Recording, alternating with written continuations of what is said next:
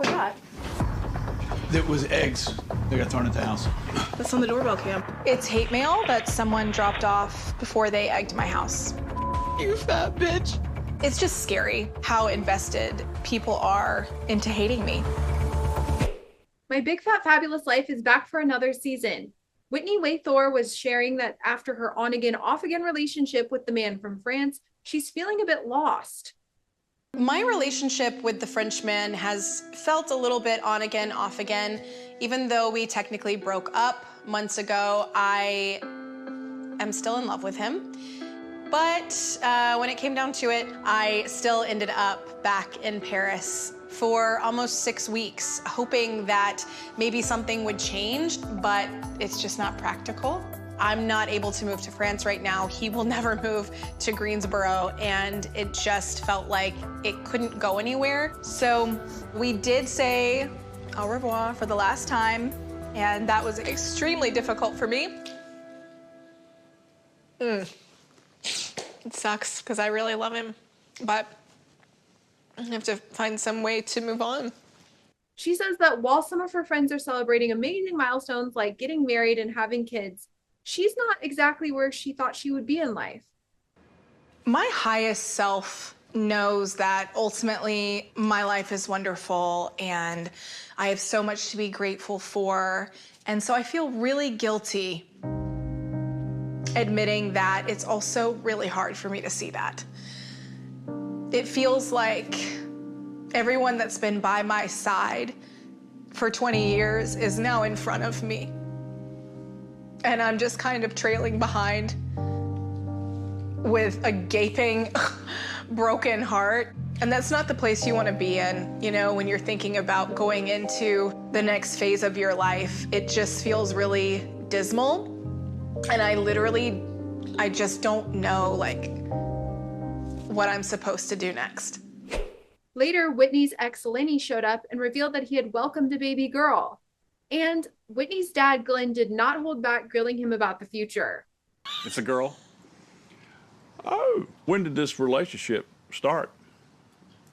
At least 9 months ago. Like a year ago, yeah. About a year. So what's the future? I think he wants to know, are you getting married? I haven't asked her yet, but I plan on it. So. Seems like that would have been something you'd have been talking about, you know. Dad, he's gonna ask. I mean, she doesn't have any idea now. Are you going to stick around or not? Or Yeah, she knows. We're close, yeah, Glenn. We're pretty close. Dad cannot. Obviously, Again, you were pretty close. Here we go again, Dad acting like he is the most traditional man to ever walk the planet, when in fact we know that he had a secret daughter his whole life. Whitney met up with her newly married BFF, Buddy, and she said that she's feeling really lonely after her breakup. I'm suddenly like just really like right lonely, I feel, you know? Mm-hmm. Well, you do have a whole new family. True, but I can't him. Maybe you could find a distant cousin or something.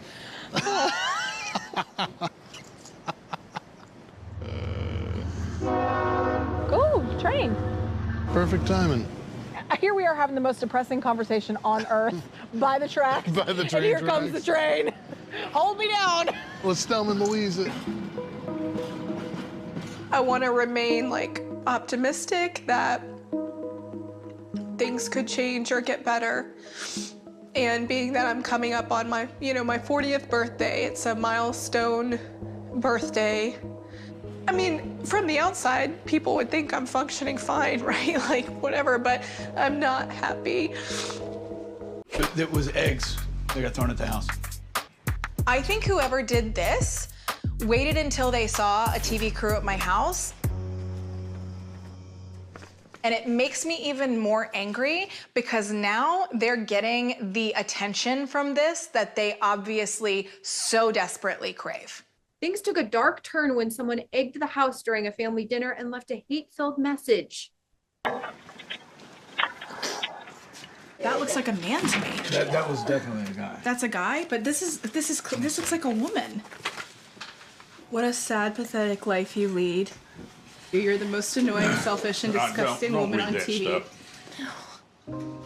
How does it feel to know everyone is laughing at you all over the world? Your friends are all paid, ha ha. No man will ever love you. You are too ugly and gross. No one likes you and you will die alone. I hope it's soon so your dad and brother are rid of you. You fat bitch.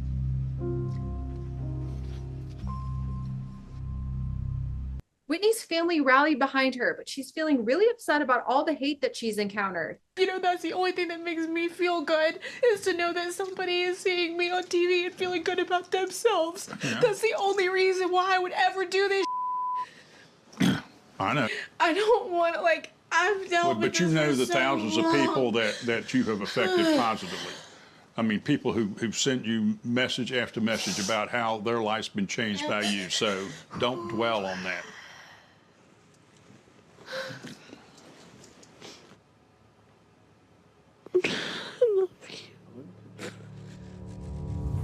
People just are so miserable and so hateful, and they just project all of that onto you. You're just a thing for them to just, you know, throw everything onto. Let's get the hose and let's rinse it off, because if it dries, you won't ever get it off.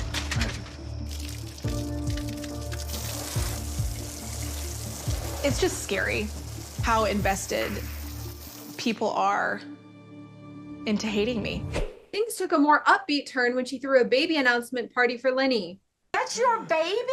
Congratulations! Oh my gosh. Oh my goodness. You guys are parents. Yeah, I know. Lenny walked in with a whole ass human being. He walked in with a baby. What's her name? Genevieve. That's beautiful name. That's a strong name. I knew that he had a girlfriend that he really liked a lot and things were very serious. But I didn't know he was hiding a child. The episode ended with Whitney showing her friends the hate-filled letter and admitting that she feels like she's going through a midlife crisis. I feel like between my mother dying and breaking up with the Frenchman, I've experienced a lot of significant loss in the last year, and this vile hatred on top of it doesn't help.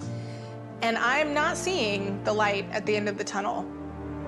There are parts of me that are strong, but right now, I feel like everyone I know has moved on in life, and I'm just like a leftover woman who didn't get picked for marriage or for motherhood. And I don't want to waste my life, and I don't want to waste the time that I do have, but I truly think that I am experiencing like a midlife crisis, and I'm desperate to change it.